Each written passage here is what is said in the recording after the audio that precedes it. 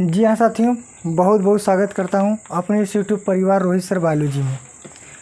आज हम आप लोगों को एक ऐसे बात के बारे में बताऊँगा। आप लोग थोड़ा ध्यान से सुनिएगा। देखिए, पिछले दिनों बहुत आप लोग इधर जो अफवाहें सुन रहे हैं विभिन्न प्रकार की कि एक महिला ने एक सांप या नाग या फिर एक कोबरा का जन्म दिया है, जो सरेआम सीधा सीधा गलत बात है। ठीक ना, यह एक प्रकार का अफवाह है। इसलिए है क्योंकि इसका किसी भी प्रकार का भ्रूण से संबंधित कोई बातें नहीं है। जैसे कि अगर एक भ्रूण का निर्माण होता है मानव के शरीर में, एक स्त्री के शरीर में, इससे संबंधित कुछ बातें ही नहीं है। एकदम बिल्कुल गलत बात है। या तो कोई इस पर अगर बात करता हो या इसके बारे में बताता हो तो उसका आप सबसे पहले अस्थाई पता पूछिए। ठीक है, क्योंकि विभिन्न क्षेत्र में जाएंगे, अलग अलग लोगों द्वारा अलग अलग बातें बताई जाएंगी, किसी के द्वारा अस्थाई पता नहीं है। कहीं यह बात आपको बिहार के मोतिहारी ज़िले में बताया जाएगा, कहीं यह बात अलीगढ़ की बात बोली जाएगी, कहीं गोरखपुर का बोला जाएगा। ठीक है, और कहीं कहीं यह बात प्रयागराज की सुनी जाएगी, और कहीं कहीं अब तो हमारे जौनपुर में भी कहीं कहीं सुनने को मिल रहा है। तो आप लोगों को हम बता दें कि ये सब एकदम बिल्कुल अफवाह है, इसके चक्कर में ना पड़े।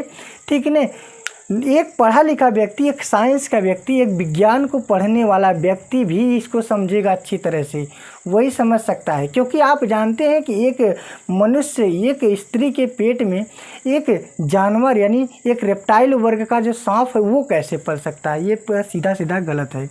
ठीक है ना, आप जानते हैं कि भ्रूण का निर्माण शुक्राणु और अंडाणु के संलयन से होता है। ठीक है, ये इसके संलयन होता है, तब आप जानते हैं आगे जाकर के निषेचन की प्रक्रिया होती है। साइंस वाले थोड़ा ध्यान से सुनिएगा, ये प्रक्रिया होती है तो इसके आगे जाकर के भ्रूण का निर्माण और भ्रूण का परिवर्धन होता है। ठीक है ना, बिल्कुल गलत बात है। ऐसा अफवाहों से ना करें या अफवाह ना फैलाएं, लोगों को डिस्टर्ब ना करें।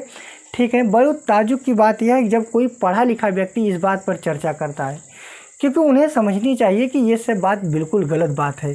ठीक है ना, ये कभी हो ही नहीं सकता। हाँ, हम मान रहे हैं कि किसी भी प्रकार के गुणसूत्रीय विकार हो सकता है, गुणसूत्रीय विकार यानी गुणसूत्रीय रोग हो सकता है। ठीक है, क्रोमोसोमल डिसऑर्डर हो सकता है, गुणसूत्रों की संख्या में बढ़ सकती है, गुणसूत्रों की संख्या घट सकता है, जिसके कारण उनके शरीर की आकृति जो था थोड़ा विकृति हो जाता है। माने शरीर का जो बनावट होता है पेट में बच्चे का, उसका थोड़ा सा भी बिगड़ सकता है, उनके बनावट संरचना में थोड़ा सा बदलाव हो सकता है। लेकिन एक जो सर्प जैसी बना हुआ संरचना या सर्प जो पैदा हो, ये तो एकदम बिल्कुल सीधा सीधा गलत है। ठीक है, तो और आपको बता दें, विभिन्न प्रकार के जितने भी जिला हैं, खास करके उत्तर प्रदेश में, उनके हर जिला के जो सीएमओ हैं, कहने का मतलब जो मुख्य चिकित्सा अधिकारी हैं, ठीक है, जो मुख्य चिकित्सा अधिकारी जो सीएमओ हैं, हर जिले के सीएमओ के द्वारा बताई गई बात ये गलत है। किसी भी जिले की यह बात गलत बात है, कहीं की ये सब बात नहीं है, सबको ये प्रकार का अफवाह है। ठीक है ना, और बात रह गई कि वो रिपोर्ट आया कैसे। देखिए, वो एक प्रकार के एडिटिंग के माध्यम से आया, ये एडिट किया गया पोस्ट है, चाहे वो भ्रूण में उसका हो और चाहे उसका जो बनाया गया है वो एक प्रकार का एडिटिंग है, उसमें बनाया गया, उसको एडिट किया गया है, लेकिन वो किसी भी प्रकार की हकीकत नहीं है। अगर ऐसा आपको लगता है हकीकत है, मैं कहता हूँ आप लोग वहाँ कर जा कर के देख सकते हैं, समझ सकते हैं। यदि आप देखेंगे समझेंगे तो आप विश्वास करिएगा, ये सब बात बिल्कुल गलत है। आप लोग अगर साइंस के छात्र हैं या थोड़ा जानकार हैं या जानना चाहते हैं तो मैं आपको बताता हूँ कि ये बिल्कुल गलत बात है। मैं सरेआम इसको गलत बोलता हूँ, ये एक प्रकार का अफवाह है। कृपया इस प्रकार के अफवाह को न फैलाएं, लोगों को इसके बारे में न बताएं, ये न फैलाएं तो ही ठीक है। ठीक है ना, ये एक प्रकार का भ्रम है।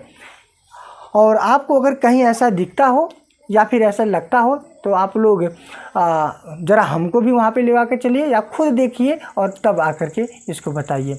ठीक है, इसके चक्कर में ना पड़े। आप लोगों को समझ में आया होगा। ठीक है, एक प्रकार का अगर कोई साइंस वाला व्यक्ति, विज्ञान पढ़ने वाला व्यक्ति इस पर चर्चा करता है तो हम तो समझते हैं कि सरेआम ये गलत है, सीधा सीधा गलत है और अफवाह है। इस प्रकार के अफवाहों के चक्कर में आप लोग न पड़े। ठीक है ना।